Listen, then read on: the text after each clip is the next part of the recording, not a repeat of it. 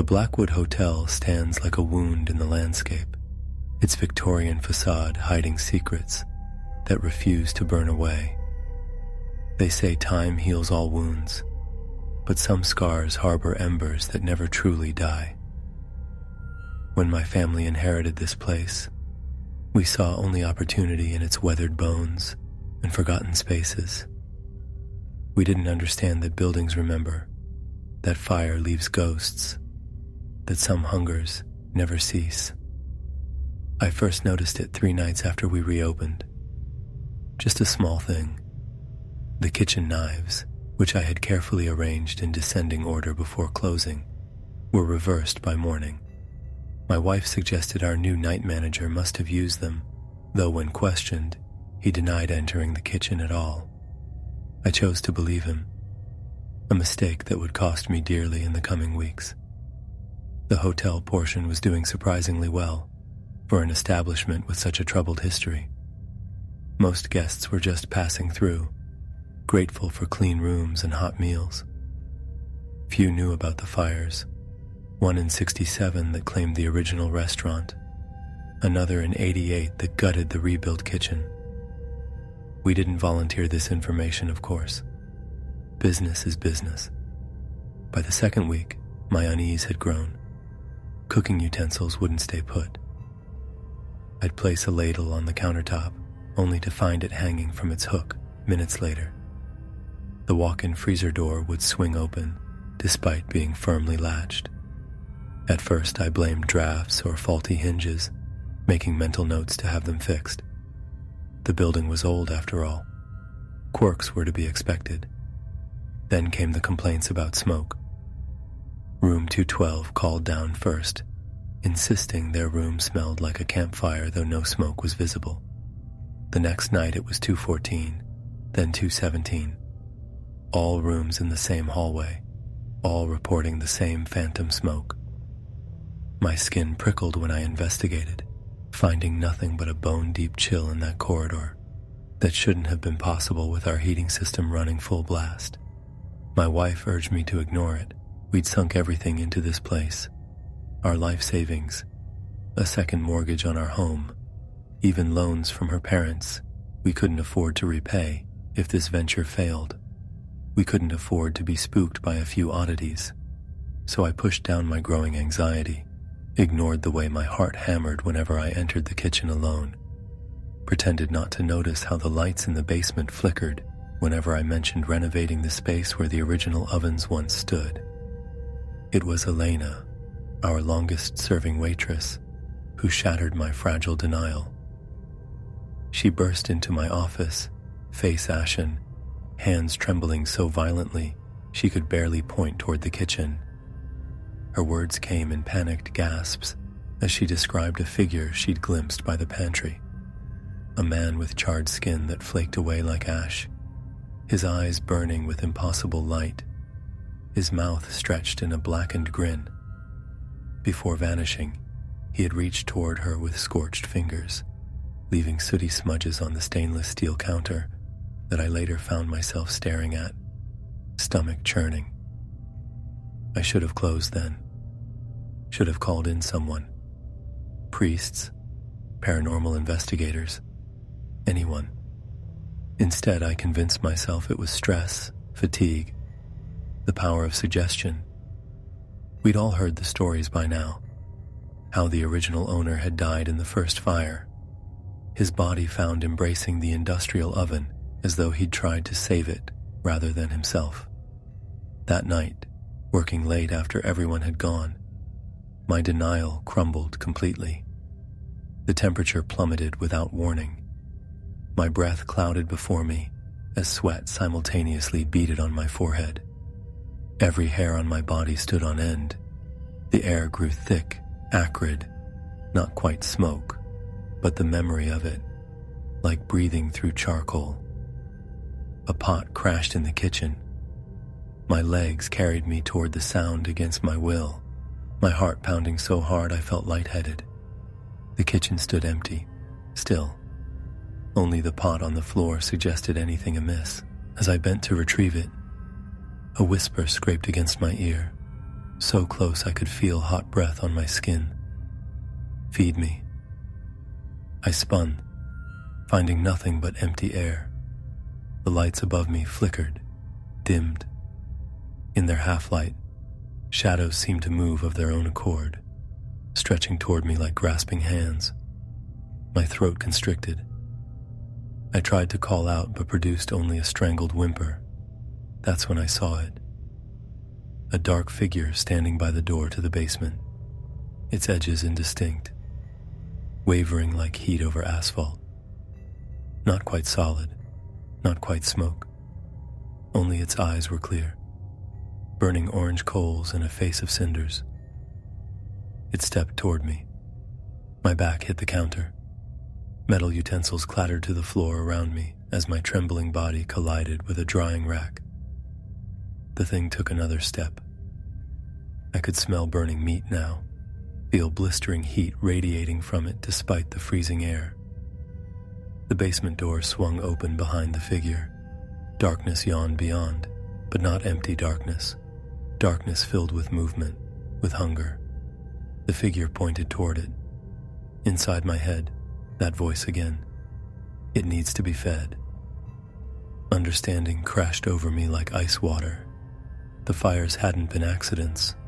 They had been offerings. My legs finally obeyed my terror. I ran, bursting through the emergency exit into the blessed night air. The alarm wailed, drawing concerned looks from guests in the parking lot. I couldn't explain my wild eyes, my gasping breaths. I simply said there had been a small kitchen accident. Nothing to worry about. We're selling now. The realtor doesn't ask why we're willing to take such a loss after only a month. She doesn't comment on my weight loss, the new gray in my hair, the way I flinch at the sound of the gas stove clicking on.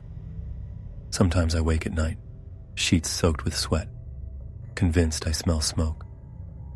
My wife doesn't smell it, but I do. And sometimes, in that moment between sleep and waking, I swear I hear that whisper again. Feed me. Not every hunger can be satisfied with food. Some appetites run deeper, darker, and some fires never truly die. The roads leading to Oakvale Estates dissolve into darkness beyond my headlights. Every delivery map has its blank spaces, places where civilization thins and something else takes over. Tonight my GPS arrow hovers over one such void, pulsing red like a warning. I never wanted the night shift at Pronto Pizza. The tips are better, sure, but there's something about these country roads after midnight that makes the extra cash seem insufficient. The dashboard clock reads 11:42 p.m. as I squint at the address scrawled on the delivery slip, 1788 Willow Creek Road. My phone's map shows it as a dead-end street bordering Oakvale Forest. My tires crunch over gravel as pavement gives way to dirt. The radio station that's been my only companion disintegrates into static, a sound like whispers beneath electric snow. I switch it off, preferring silence to that unsettling noise. The woods crowd closer to the narrow road, branches scraping against my car like fingernails. After 3 miles of increasingly desolate terrain, my headlights catch a rusted iron gate. Behind it, a narrow driveway winds uphill toward what appears to be a farmhouse, just a dark silhouette against the night sky, except for a single yellow light, glowing weakly from what must be the front porch. I pull up to the gate and find it secured with a heavy chain. Company policy says I shouldn't leave the vehicle for unscheduled deliveries after 10 p.m., but the $40 order means at least an $8 tip. I press the horn twice, 2 short, polite beeps that sound obscene in the profound silence. No response. I check my phone. 11:53 p.m. and 1 bar of signal. I dial the customer's number. The line connects, but instead of a greeting, I hear what sounds like distant whispering, too faint to make out words, but unmistakably human. The sound raises goosebumps along my arms. I hang up and try again with the same result. Just soft, urgent murmuring that seems to be coming from somewhere much farther away than a phone should reach. The pizza boxes on my passenger seat have cooled. Company policy says to wait 5 minutes, then return to the store. I've already waited 4. My palms are slick with sweat, despite the November chill. Something about this place feels wrong, like the darkness is watching me. As I reach to turn the key in the ignition, movement catches my eye. In the weak moonlight filtering through clouds, a figure stands in what must be the front yard, tall and unnaturally still, facing my direction. My mouth goes dry. I can't make out features, just a dark silhouette, motionless against the night. I flick my high beams on. Nothing. The yard is empty. My heart hammers against my ribs. I must have imagined it. Sleep deprivation playing tricks. I switch the high beams off and there it is again, standing closer now, just beyond the gate. My chest constricts, lungs refusing to fill properly. The figure is impossibly tall and thin, arms hanging too long at its sides. I slam the car into reverse, tires spinning on loose gravel. The pizza boxes tumble to the floor as I accelerate backward down the narrow road, eyes fixed on my rearview mirror. Nothing follows. After a quarter mile, I find a wider section to turn around, executing a frantic 3-point turn before speeding back toward town. My manager is annoyed about the returned order but lets it go when he sees my ashen face. He asks what happened out there, and I manage to mumble something about no one answering. I don't mention the figure. Even in my head, it sounds ridiculous. 2 nights later, I'm sitting at Denny's after my shift when I overhear 2 older men talking about local history. One mentions Willow Creek Road, and my coffee cup freezes halfway to my mouth. Without thinking, I approach their table and ask about 1788 Willow Creek. The older of the 2 men gives me a strange look, saying there hasn't been a house at that address for nearly 20 years. The property was abandoned after an unexplained fire in 2004, and the county demolished what remained in 2006. My skin prickles with cold sweat as he continues. According to local legend, the former owner still visits the property on certain nights. Several hikers and teenagers have reported seeing a tall figure standing motionless in the empty field where the house once stood. The younger man laughs it off as small-town superstition, but the older one remains serious. He asks why I want to know, and I can't bring myself to answer. My throat constricts as I recall the distant whispers on the phone. That night in my apartment, I pull up property records online. The address shows no structures, just an empty 5-acre lot. Satellite images confirm it. Just an overgrown field where a house should be. I've requested day shifts only from now on. My manager didn't ask why. Sometimes when I'm driving at night and hit a patch of radio static, I think I can hear those whispers again. Urgent, insistent, like someone trying to place an order that can never be delivered. And occasionally, in my rearview mirror, I catch a glimpse of something impossibly tall standing by the roadside. But when I blink or turn to look, there's nothing there but darkness. The doctors tell me it's stress-induced sleep paralysis. The medication helps most nights, but I know what I saw. And sometimes, when my phone rings after dark, I let it go to voicemail, just in case. The employee housing at Pinecrest Resort sits half a mile from the main lodge, a sprawling 2-story building that once served as a dormitory for a long-defunct boarding school. Its weathered clapboard siding and narrow windows give it an unwelcoming appearance even in daylight. At night, the old fluorescent fixtures cast everything in a sickly, greenish glow that transforms shadows into lurking specters and makes even familiar faces look hollow and strange.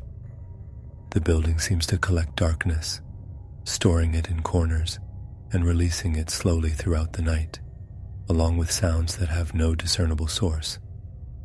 They say the place isn't haunted. They always say that. But some places just feel wrong, as if reality itself is thinner there, more permeable to things that shouldn't exist. My first day at Pinecrest Resort ended with exhaustion, tugging at my limbs. The orientation had been grueling.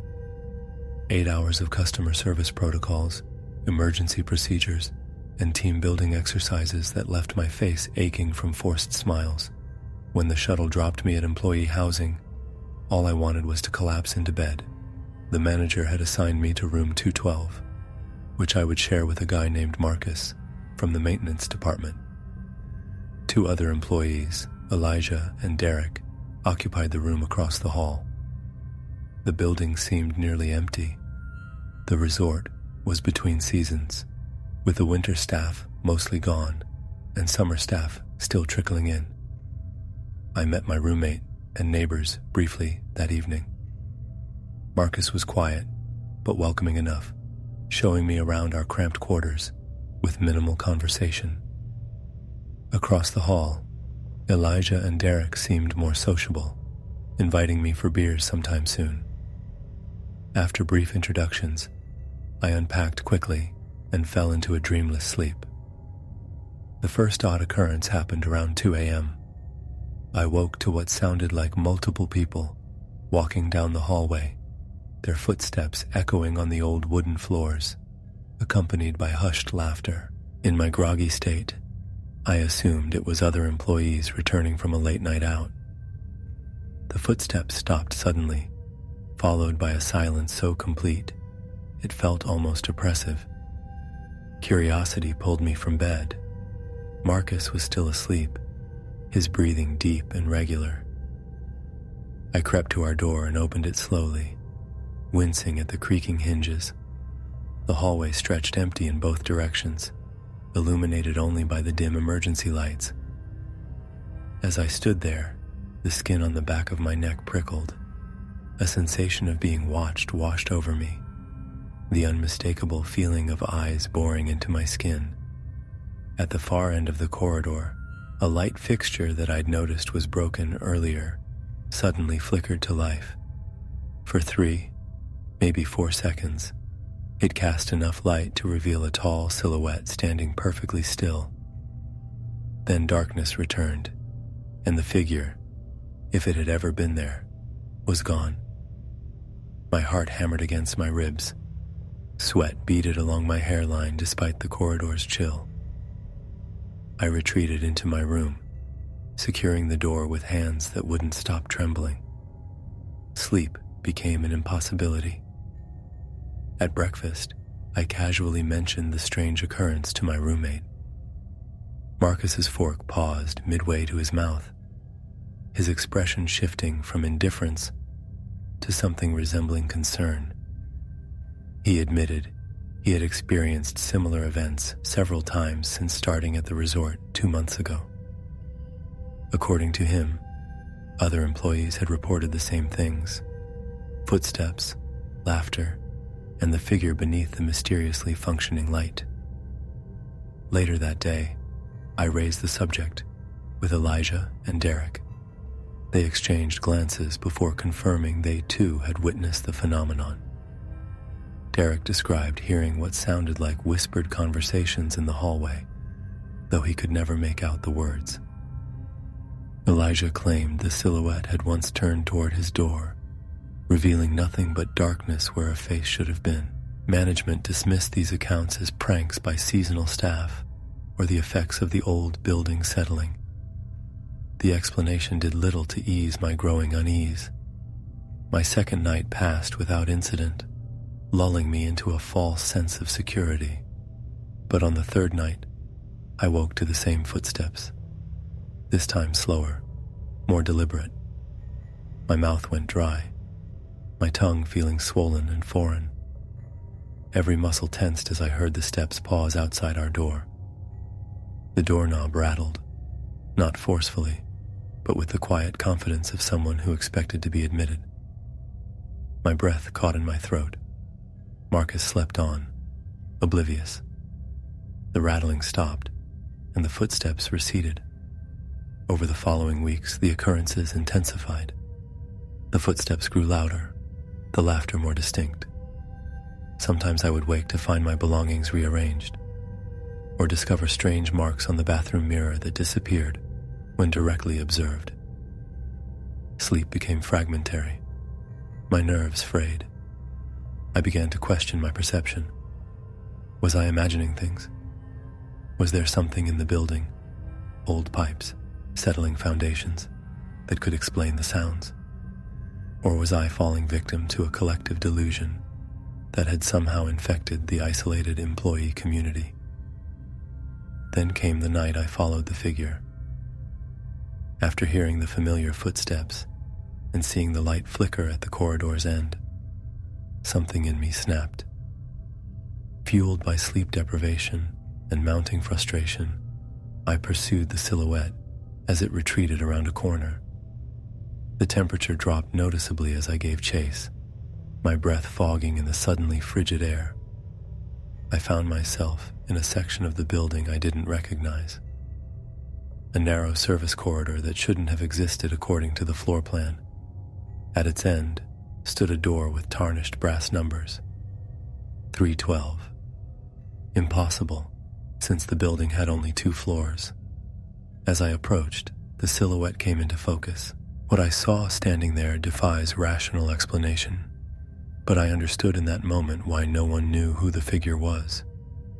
It wasn't a who at all, but a what, a void in human shape, absorbing light rather than reflecting it. And somehow, impossibly, it wore my face. I awoke in my bed the next morning with no memory of returning. When I asked Marcus about room 312, he looked at me strangely and informed me there was no such room. But when I caught my reflection in the mirror, for just a fraction of a second, I could have sworn I saw someone else looking back, someone whose eyes held the empty darkness of that corridor. Now, each night, I lie awake listening for footsteps, wondering if they're coming for me or if they're mine.